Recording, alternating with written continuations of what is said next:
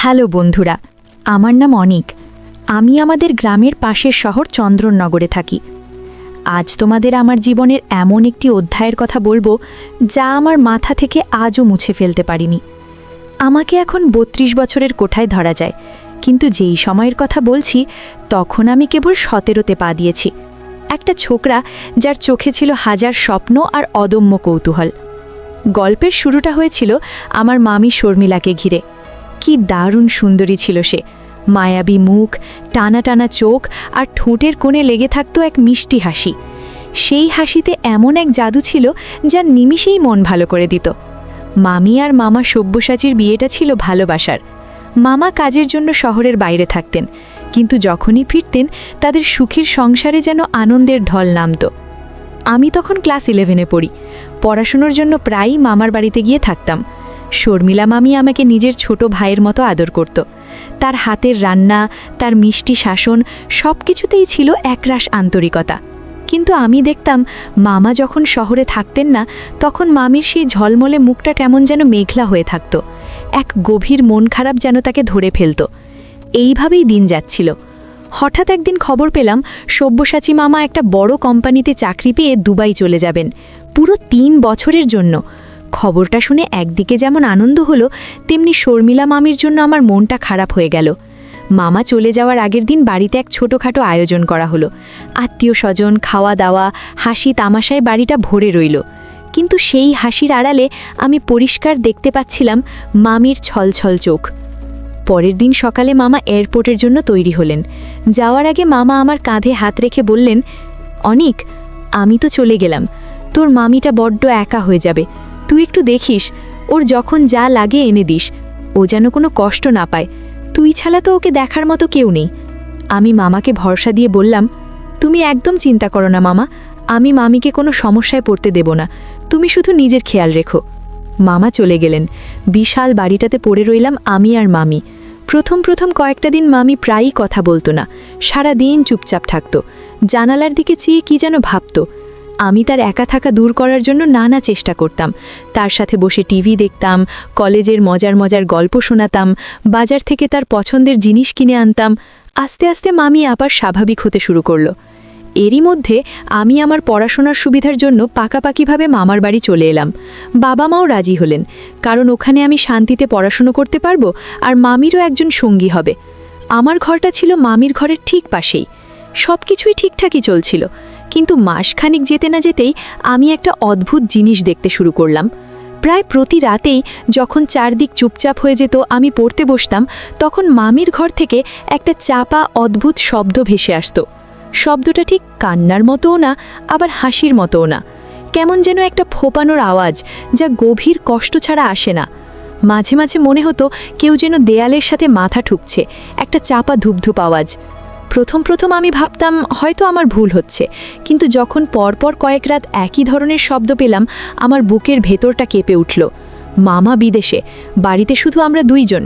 মামির যদি কিছু হয়ে যায়, এই ভয়ে আমি কাউকে কিছু বলতে পারছিলাম না। শব্দটা এতটাই রহস্যময় ছিল যে আমার ছোকরা মন নানা অজানা চিন্তায় ভরে উঠছিল। মামি কি কোনো বিপদে পড়ছে, নাকি কোনো গভীর কষ্টে এমন করছে? একদিন রাতে শব্দটা যেন একটু বেশি স্পষ্ট শোনা গেল। আমার আর সহ্য হলো না। আমি আস্তে আস্তে মামির ঘরের সামনে গিয়ে দাঁড়ালাম। ভেতর থেকেও তখনও সেই চাপা গোঙানির মতো আওয়াজটা আসছিল। আমার মনে হলো এক্ষুনি দরজাটা ধাক্কা দিয়ে ভেতরে ঢুকে পড়ি, কিন্তু পরের মুহূর্তেই মনে হলো এটা হয়তো মামির ব্যক্তিগত কোনো ব্যাপার। কিন্তু কৌতূহল আর চিন্তা আমাকে শান্তিতে থাকতে দিল না। পরের দিন সকালেই ঠিক করলাম মামিকে সরাসরি জিজ্ঞেস করব।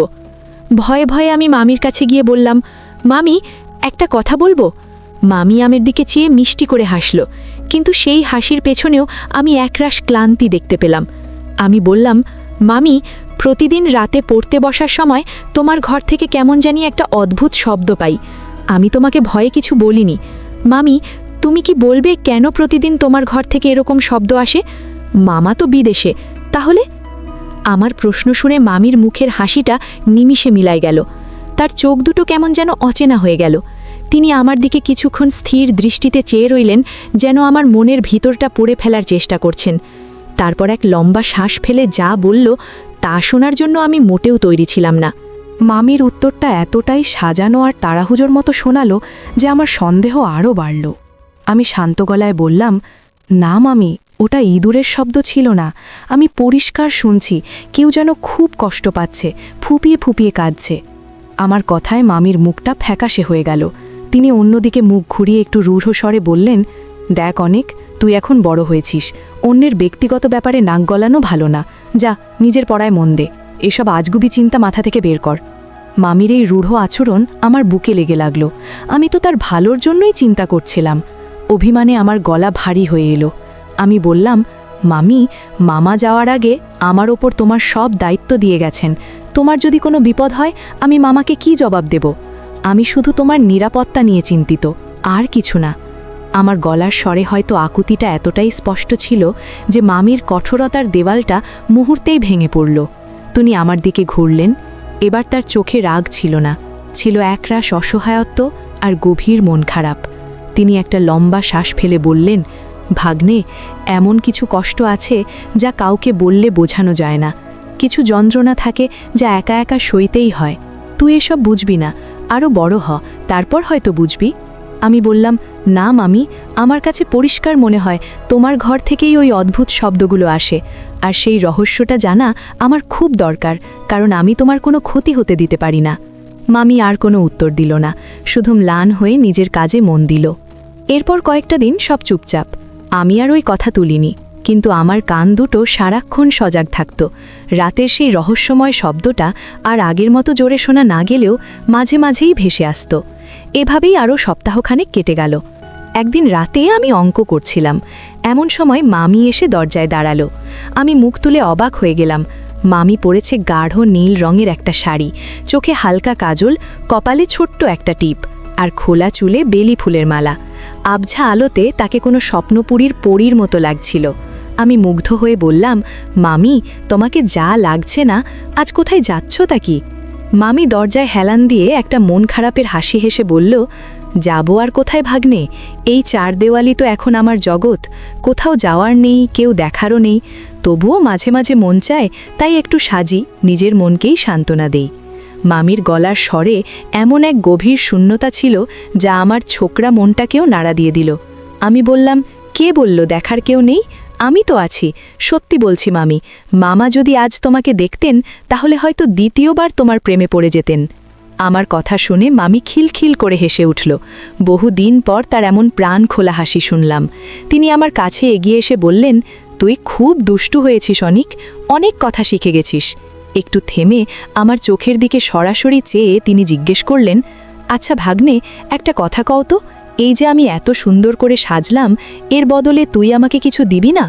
আমি অবাক হয়ে বললাম, আমি তোমাকে কি দেব মামি, আমার তো কিছুই নেই। মামি আমার আরও কাছে এগিয়ে এলো। তার চোখ দুটো চিকচিক করছিল। তিনি ফিসফিস করে বললেন, তোর কাছে যা আছে তা আর কারো কাছে নেই। তুই আমাকে একটু সঙ্গ দিতে পারবি না অনেক? আমার খুব একা লাগে অনেক, ভীষণ একা। মামির গলার স্বরে যে আকুতি ঝরে পড়ছিল, তাতে আমার ভেতরটা দুমড়ে মুচড়ে গেল। সেই রাতে আমি প্রথম বুঝতে পারলাম, আমার মামি বাইরে থেকে যতটা শক্ত, ভেতর থেকে ঠিক ততটাই একা আর ভঙ্গুর। তার এই সাজগোজ, এই হাসি, সব কিছুই হয়তো তার ভেতরের বিশাল শূন্যতাটাকে ঢাকবার একটা মরিচ চেষ্টা। আর তখনই আমি ঠিক করলাম, যেইভাবেই হোক মামির ঘরের ওই রহস্যময় শব্দের পেছনের কারণ আমাকে জানতেই হবে। তার একাকিত্বের সঙ্গী যদি হতে না পারে, তার কষ্টের কারণটা তো অন্তত জানতে হবে। তাই পরের দিন আমি আবার মামিকে সরাসরি বললাম, মামি, আমি আর পারছি না। তোমার ঘর থেকে কিসের শব্দ হয়, আর তুমি কি করো ঘরের মধ্যে, তা আমাকে বলতেই হবে। আমার জেদ দেখে মামি কিছুক্ষণ চুপচাপ রইল। তারপর আমার চোখের দিকে স্থিরভাবে চেয়ে বলল, সত্যি জানতে চাস অনিক? আমি কর্কশ গলায় বললাম, হ্যাঁ মামি, আমি জানতে চাই। শেষমেশ মামি যেন হার মানলেন। তিনি একটা লম্বা শ্বাস ফেলে বললেন, ঠিক আছে, তুই যখন কিছুতেই শুনবি না, তাহলে শোন। এই শব্দের রহস্য যদি জানতে চাস, তাহলে আজ রাতে তোকে আমার ঘরে থাকতে হবে, একেবারে গভীর রাত পর্যন্ত। কি ভাগ্নে, পারবি থাকতে? মামির প্রস্তাবে আমার বুকের ভেতরটা ধড়াস করে উঠে গেল। অজানা ভয় আর তীব্র কৌতূহলের এক অদ্ভুত মিশ্রণ আমাকে ধরে ফেলল। আমি এক মুহূর্ত দেরি না করে উত্তর দিলাম, হ্যাঁ মামি, আমি পারব।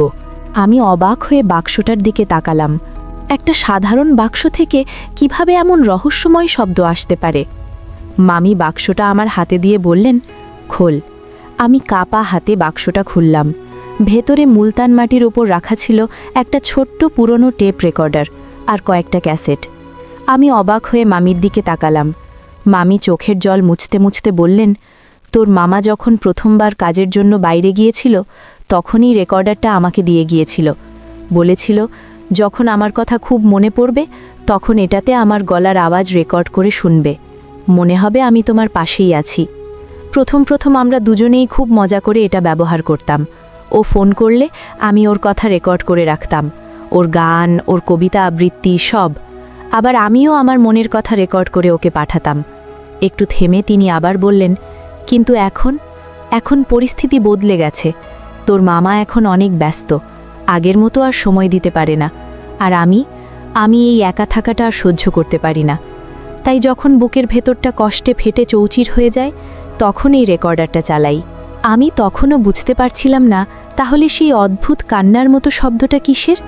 মামি আমার মনের কথা বুঝতে পেরেই যেন বললেন, শুধু তোর মামার গলার আওয়াজ না অনিক, এই ক্যাসেটগুলোতে আমার কান্নাও রেকর্ড করা আছে। যখন আমার খুব কষ্ট হয়, যখন মনে হয় এই পৃথিবীতে আমার কষ্টের কথা শোনার মতো কেউ নেই, তখন আমি নিজের কান্না, নিজের আর্তনাদ রেকর্ড করি। তারপর গভীর রাতে একা একা সেই রেকর্ড করা কান্নাগুলো শুনি। শুনতে শুনতে মনে হয় আমার কষ্টের ভাগ নেবার জন্য আরও একজন আমি আমার পাশে বসে কাঁদছে। আমার একা থাকাটা যেন একটু কমে। মামির কথাগুলো আমার মাথায় যেন হাতুড়ির মতো আঘাত করল। তাহলে এই ছিল সেই রহস্যময় শব্দের উৎস। কোনো ভূতপ্রেত বা অজানা বিপদ না, এটা ছিল এক গভীর একাকিত্বের নীল নকশা। নিজের সাথে নিজের কথাবার্তা, নিজের কান্নার সাথে নিজের সহমর্মিতা। নিজের রেকর্ড করা কান্না শুনে কেউ সান্ত্বনা খোঁজে, এটা আমার কল্পনারও বাইরে ছিল। আমি মামির মুখের দিকে তাকালাম। তার গাল বেয়ে অঝরে জল গড়াচ্ছে। সেই মুহূর্তে আমার মনে হলো পৃথিবীর সবচেয়ে অসহায় মানুষটা আমার সামনে বসে আছে। আমি আর নিজেকে সামলাতে পারলাম না। তার কষ্টটা যেন আমার বুকেও এসে বিঁধল। মামি ফুপিয়ে উঠে বললেন, তুই হয়তো ভাবছিস আমি পাগল হয়ে গেছি, তাই না অনিক? কিন্তু বিশ্বাস কর, এই উপায়টা ছাড়া আমার আর কোনো রাস্তা ছিল না। এই শব্দগুলোই আমার রাতের সঙ্গী, এই কান্নাগুলোই আমার বেঁচে থাকার সান্ত্বনা। তার কথা শুনে আমার সব জগৎ যেন ওলটপালট হয়ে গেল। আমি ভাবতেই পারছিলাম না যে মামিকে আমি সারাদিন হাসি খুশি দেখি, তার ভিতরে এত গভীর একটা ক্ষত লুকিয়ে আছে। সেই রাতে সেই বন্ধ দরজার ওপারে আমি শুধু একটা রহস্যের সমাধান পেলাম না, পেলাম একাকিত্বের এক ভয়ঙ্কর রূপের পরিচয়। শর্মিলা মামির কথাগুলো আমার ছোকরা মনের ওপর এক গভীর দাগ ফেলে গেল। নিজের রেকর্ড করা কান্না শুনে একাকিত্ব দূর করার এমন করুণ উপায় থাকতে পারে তা আমার ভাবনারও বাইরে ছিল। সেই মুহূর্তে আমার মনে হলো আমি যেন হঠাৎ করে অনেক বড় হয়ে গেছি। মামির ভেতরের শূন্যতাটা আমি যেন নিজের চোখে দেখতে পাচ্ছিলাম। তার প্রতি আমার মনে যে সামান্য কৌতূহল বা সন্দেহ ছিল তা মুহূর্তে ধুয়ে মুছে গিয়ে সেখানে জন্ম নিল গভীর সহানুভূতি আর শ্রদ্ধা। আমি মামির দিকে তাকালাম। তিনি তখনও ফুপিয়ে ফুপিয়ে কাঁদছিলেন। তার কাঁপা কাঁপা শরীরটা দেখে আমার মনে হলো এখনই হয়তো তিনি ভেঙে পড়বেন। আমি কি করব বুঝতে পারছিলাম না। কোনো সান্ত্বনার ভাষাই আমার জানা ছিল না যা তার এই গভীর ক্ষতটাকে একটুও সারিয়ে তুলতে পারে। আমি খুব আস্তে করে তার হাতটা ধরলাম। আমার স্পর্শ পেয়ে মামি চমকে আমার দিকে তাকালেন। তার ছলছলে চোখে ছিল রাজ্যের বিস্ময়। আমি নরম গলায় বললাম, মামি, তুমি পাগল নও, তুমি খুব একা, খুব। আমি আগে বুঝতে পারিনি, আমাকে মাফ করে দিও। আমার কথায় মামির কান্না যেন আরও বেড়ে গেল। তিনি এবার আর নিজেকে সামলাতে পারলেন না। আমার কাঁধে মাথা রেখে শিশুর মতো কাঁদতে লাগলেন। আমি চুপ করে তার মাথায় হাত বুলিয়ে দিতে লাগলাম। সেই রাতে কোনো কথা দিয়ে না, শুধু নীরব উপস্থিতি দিয়েই আমি তার কষ্টের সঙ্গী হবার চেষ্টা করছিলাম। অনেকক্ষণ পর মামির কান্না একটু থামল। তিনি কাঁধ থেকে মাথা তুলে ভেজা চোখে আমার দিকে চেয়ে বললেন, আজ আমার ভেতরের এত বড় একটা বোঝা নেমে গেল অনিক। এই কথাটা আমি কাউকে বলতে পারিনি। সবাই ভাবত আমার কিসের অভাব, কিন্তু মনের অভাবটা যে কত বড় তা কে বুঝবে।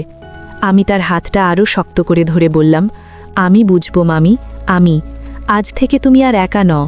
যখনই তোমার কষ্ট হবে, যখনই তোমার একা লাগবে, তুমি আর ওই রেকর্ডারের কাছে যাবে না, তুমি আমার কাছে আসবে। আমি তোমার সব কথা শুনব। তোমার যদি কাঁদতে ইচ্ছে করে আমার সামনে কাঁদবে। আমি হয়তো তোমার কষ্ট কমাতে পারবো না, কিন্তু তোমার কষ্টের ভাগ তো নিতে পারবো। আমার কথা শুনে মামির মুখে এক চিলটে লাল হাসি ফুটে উঠল। তিনি আমার মাথায় হাত রেখে বললেন, তুই এত তাড়াতাড়ি এত বড় হয়ে গেলি কিভাবে ভাগ্নে? সেই রাতের পর থেকে আমাদের মামি ভাগ্নের সম্পর্কটা যেন এক নতুন মাত্রা পেল। আমি আর শুধু তার ভাগ্নে ছিলাম না, হয়ে উঠলাম তার সবচেয়ে কাছের মানুষ, তার মনের কথা শোনার একমাত্র মানুষ। আমি আমার পড়াশোনার রুটিন বদলে ফেললাম। দিনের একটা নির্দিষ্ট সময় আমি মামির সাথে কাটাতাম।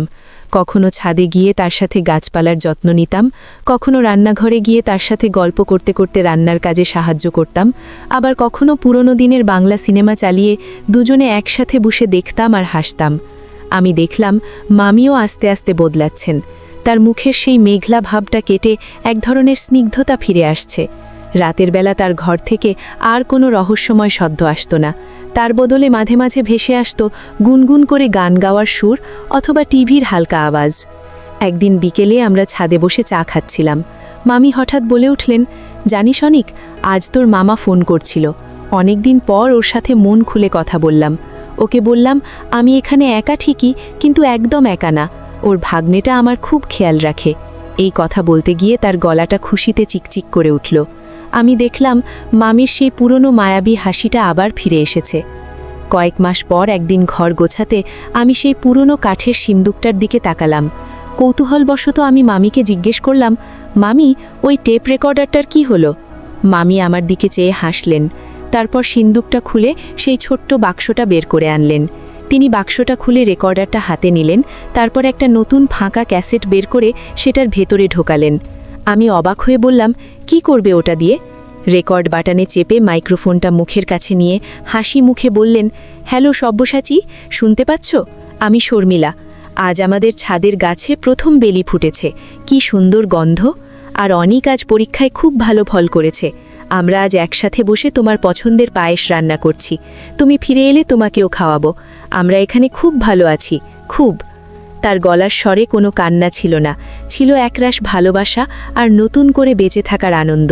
তিনি আর তার নিজের কান্না রেকর্ড করছিলেন না, রেকর্ড করছিলেন জীবনের ছোট ছোট আনন্দের মুহূর্তগুলো তার প্রিয় মানুষটার জন্য। বন্ধুরা, এই ছিল আমার জীবনের সেই অধ্যায়ের গল্প। সেদিন আমি বুঝতে পেরেছিলাম মানুষের সবচেয়ে বড় অসুখ হলো একা থাকা, আর তার একমাত্র ওষুধ হলো নিঃস্বার্থ সঙ্গ আর একটু সহমর্মিতা। মামির ঘরের রহস্যময় শব্দের পেছনে কোনো ভয়ঙ্কর কিছু ছিল না, ছিল শুধু একজন একা মানুষের অব্যক্ত যন্ত্রণা। আমি পেরেছিলাম সেই যন্ত্রণার ভাগ নিতে, আর তাতেই যেন এক নতুন ভোরের আলো ফুটে উঠেছিল আমাদের সেই ছোট্ট সংসারে। তো বন্ধুরা, আজকে এই পর্যন্তই। গল্পটা যদি তোমাদের ভালো লেগে থাকে তাহলে অবশ্যই একটা লাইক দিয়ে আমাদের চ্যানেলটা সাবস্ক্রাইব করে রেখো। দেখা হবে পরের ভিডিওতে নতুন কোনো কাহিনী নিয়ে। সেই পর্যন্ত সবাই সুস্থ থেকো।